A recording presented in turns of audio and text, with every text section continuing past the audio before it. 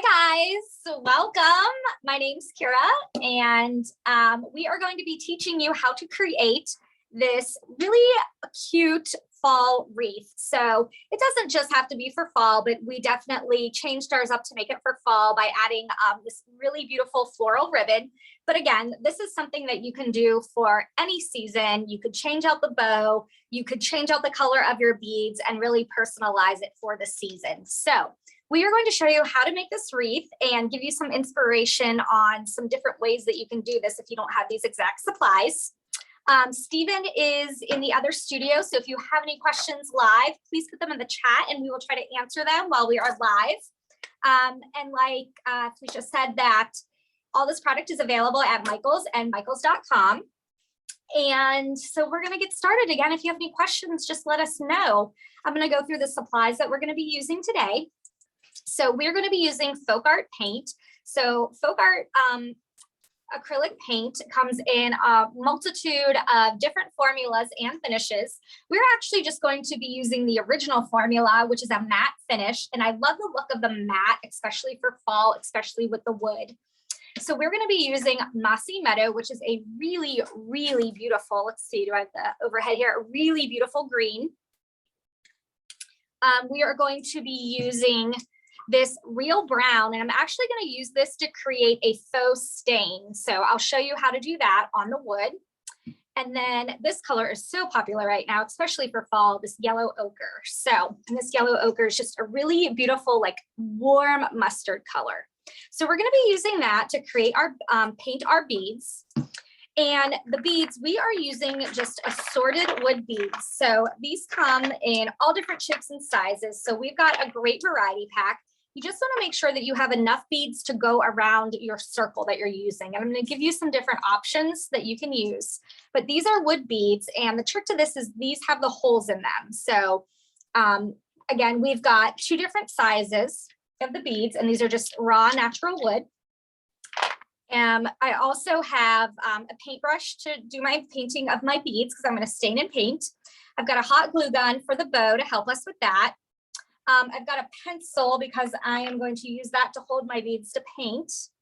We've got some scissors to cut our ribbon. And again, you can choose your ribbon. Michaels has so many great ribbons, especially seasonal ribbons. So this is like a really pretty burlap with a chevron. This is a really beautiful orange. And again, like the one we have here is just a really pretty fall floral pattern. And then for our loop for our wreath, I'm actually using, I saved the tag so I can tell you guys exactly what it is. So this is by Ashland. It's a floral hoop. So this is actually a hoop that you purchase, again, at Michaels. It is a floral hoop, and this is 14 inches. So this is a 14-inch circle. It is a metal hoop. Now, you can use a lot of different options. You could take wire and create your own circle or shape for a wreath to string your beads on. You could use string or yarn. So if you don't have wire, you could absolutely do the same thing, and you could string and wrap it around. You know, if you have a wood wreath, or even a quilting hoop would work great for this because you could attach the beads around it instead of threading it through them. But we are using a floral hoop. Now, to get the beads on this, you can find floral hoops that are already separated, so it like there's an opening. If not, you just need to get a pair of wire cutters, and these look crazy. They're just the ones we have here in our workshop. And you just want to separate your wire. So just put it in there. You don't want to cut anything apart. You just want to snip it so your wire is open, so you can put your beads on there. So again, floral hoop, cut it open if you're going that way. Again, a lot of great options. If you just want to paint all these beads and glue them in a pattern, you can absolutely do that. And it's still going to give that same look and feel. But I love this metal option for it. It makes it really easy. Okay, so I'm going to set that aside. That's all prepped and ready to go. And then I want to talk about the wood beads. So I love the look of natural. We've got a lot of great Christmas projects that we're coming out with. And I know Michaels has a lot of that really natural look. So you could leave some beads plain, but I want to show you two different ways that you can paint or stain your beads. So what you do is we're going to use our real brown. Again, we're just using paint, but we're going to create a stain by watering it down. So folk art is really, really thick and creamy.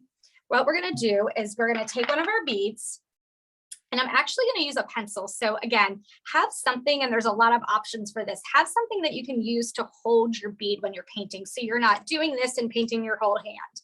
So I like to use pencils or dowel rods, but the pencil's great because a dowel rod, it's gonna slide all the way down, and you can actually hold it like this if you wanna paint, but a pencil is great because it actually, because of the way it goes to a point to a cone, you can actually just pop your bead on there, paint it. You can also have some styrofoam. So if you have styrofoam or some floral foam, you can actually stick a bunch of pencils in it and let them dry. You know, put them in front of a fan. It'll dry very, very fast, especially with the stain, because it doesn't take a lot of paint. And so that's just a little tip to paint. Okay, so I'm going to take water, and I'm going to mix the water, just a little bit of paint and a lot of water. So can you see that? I don't know how close you are with the camera if you're the overhead, but you're just going to take a little bit of paint and water. Now, the more paint you add, the darker the bead. So this is natural. And then I am just going to paint on this. So if you wanted your bead a little bit darker, you could add more paint and less water. So if you want to go back, you can always add more. So that's going to give the beads a stained look. And what's really beautiful, it brings out, you can see here, it brings out the texture in the wood. So you can really see the grain and the texture in these beads.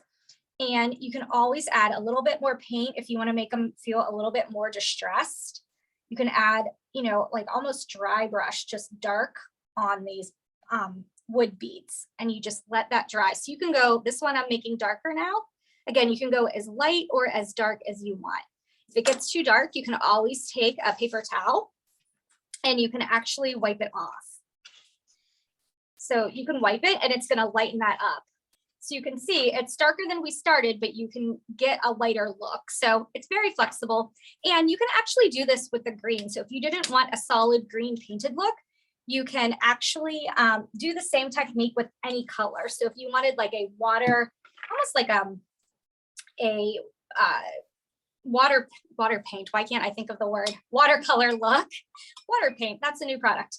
A watercolor look, you could do the same thing. So just take a little bit of paint and some water, and you can get that same look. So just like you're putting a wash on these beads. So they're not fully opaque, because, you know, folk art is got really great coverage. You're going to get that matte opaque if you just use the paint right out of the bottle. But if you wanted to have more of a stained look, but you want it to be stained green, and I even like rubbing it off, like I said, because it gives that really beautiful distressed look. So that's so different. So this is one of the beads that was painted solid with the green. And then this is one that we made like a wash and stained it. So again, you can get so many different looks, like just by using there's like 2 different colors of paint. There's 4 different looks just from the beads. So great techniques. I'm going to go ahead and paint a couple more beads. So I'm going to paint a couple more yellow on here, and then I'm going to show you how easy it is to assemble. Stephen, are there any questions? Not so far. I think we're good. Okay, this one isn't like a lot of technique, but it's like a really great idea, and it's a really fun activity. It's something that you can do in an afternoon. This is a great thing to do if you're getting together. I know I've been to some different like wreath parties over the holiday season, and this is a great one to do. You know, everybody purchase their hoops, and everybody could bring ribbon and share their paint. And everybody just gets some of these wood beads, and you can really create beautiful wreaths. You can add some faux floral. Michael's has beautiful florals and greenery. So you can even add that and, you know, add it to your wreath with hot glue or wire it on. So a lot of great options. And again, this wreath, it doesn't just have to be for fall. It's kind of like that weird transition right now. Like I know a lot of us here at the office are ready for Christmas, but we just got over Halloween. So I love this color palette too, because it really is a great transition piece. But if you wanted to go pure Christmas, you could do red and green, you know, just change it up. Okay, so let these beads dry. Again, they're gonna dry very, very fast. You don't need to, if you're gonna put this outside, I would put a coat of Mod Podge Outdoor and Mod Podge Ultra if you're using folk art. You can also use folk art multi-surface or outdoor. and that would protect it from the elements. But this wreath is really more of like an indoor piece to me. I love it for our mantle or on a mirror. It just feels very delicate, and I don't know, I think it may get lost on a front door, but maybe if you added some more floral and ribbon, it would be great. So I love this for indoor, but we have a lot of great options and formulas for outdoor. Okay, so then what I'm going to do is I'm going to create my pattern. So what you can do is you can lay your pattern out. So what I would recommend to make sure you have enough colors is lay your beads out also, even when they're raw and you haven't painted them right out of the package. So decide, you know, for this one, you can see we did a large to small, and we just worked our way around. So it was the same pattern. So it wasn't, you know, it was very symmetrical. Now you could just fill it with beads and make it very whimsy, but definitely we started in the center with a large bead and we worked our way out. And we wanted to make sure that we had enough beads to cover it and then painted them. So I would recommend starting by laying it out. You know, you could just use your hoop basically as your guide, lay your beads out, or you could draw it on a piece of paper and lay your beads out and then just work from there so you don't get confused where you are in your process. But always start in the middle when you're doing something like this. So again, I've got some, I'm just going to use these. They're almost dry. And then again, all you do is you slide them on. Now, this hoop, like I said, this is in the instructions. It's an Ashland floral hoop. It's 14 inches. It is the perfect size for these beads. So that's something also you want to make sure that your beads fit on your hoop. So just a tip. And again, you can always glue these beads on if you wanted to on a surface. If you have like a paper mache or a wood wreath, you could absolutely glue these all the way around and you would have the same effect. So I am just filling this up, and this is all you do. So it is really relaxing and it's satisfying. And it's one of those projects where you're like, oh my gosh, like this looks expensive. If you were going to buy this, I mean, this is beautiful. It is great. Even if you wanted to make these and sell these as a fundraiser, or, you know, you have your own shop where you sell things, this is a great piece to sell. It's something you can mass produce really easily also. It's a great gift to make and give. So again, we're just using, well, this little bead, the circle is really tight. I'm going to switch out. So the team went ahead and they painted a bunch of beads. So I've got an arsenal of beads here that I am using, painted all different colors. But again, this color palette, we're using the Mossy Meadow, the yellow ochre, and the real brown. And we're creating stains, washes, and getting a full opaque finish on these. So you just thread this all the way through, and that's all there is to it. And again, you get this beautiful handmade, very organic, very warm and inviting wreath. So that's what you would do. You could also do this just, you know, again, if it's not even seasonal for year round, this would be really cute in a nursery or to give as a gift or for a wedding. You could do the colors, great to decorate for. It's a really great, inexpensive project to make. And it's something, you know, if you wanted to go brighter colors, it's something really fun that tweens and teens could do too, or the whole family could do. Or like I said, have a wreath party. It's a great way to get together. It's something that everybody can do, every skill level. So you would just fill this up all the way around like we did here. Okay, and then what you want to do is you want to take that last bead and make sure, does this make sense? So before we put our last bead on, right, this is where we cut it. You want to put your bead, put one more bead here, take your hot glue, stick it in the hole of the bead. So fill up the hole with hot glue, and then stick the other piece of the wire in, right? And just let that cool down. So you're not going to see where you completed the hoop. So it's going to look like a completely finished piece. And it's okay if the beads move around a little bit. If that makes you crazy, you can always stick some more glue on there, but there wasn't enough room to put another bead. And then all we did is we created a bow and we hot glued it on there. Now, again, Michael's has beautiful floral and greenery, especially this time of year. You could add some sprigs of green or some matching floral to your wreath. You could put some up here. You could let it hang down. You could also do, to personalize this, you could do a wood letter. So you could take a wood letter, you could do the same effect. You could stain it, you could paint it, and you could attach it right in the middle of this wreath to personalize it. So again, all you do is you need to make a bow. And use what we're using wire ribbon. So, you know, you just want to make your bow super simple. You can get as, you know, decorative as you want with your bow, but it's very, very easy. So make your bow and then just attach it with hot glue. And then all you need to do is you could use another piece of wire or another piece of ribbon or wire, and you could actually use this to hang your wreath. So you're already creating a piece of hanger. So I love the contrast in that. And then what you could do is you could just hang this. If you wanted to from a mirror, you could secure it. You can use a command hook. So a lot of really, really great options. So you guys, I hope you all enjoyed. This was a short one, I said, but it's such a great, easy project to do. So we're using a wire floral hoop. We're using the 14-inch. We are using these wood beads that we used our FolkArt paint, and we created, you can see here, we created washes and stains in these beautiful colors. You can totally coordinate your decor. We strung them on our wire hoop, closed our wire hoop with hot glue, and added a bow. And then you have this personalized wreath, whether it's for fall, for gift giving, for Christmas, you could even do. So I love this project. So Stephen, I don't know if anybody has any other questions.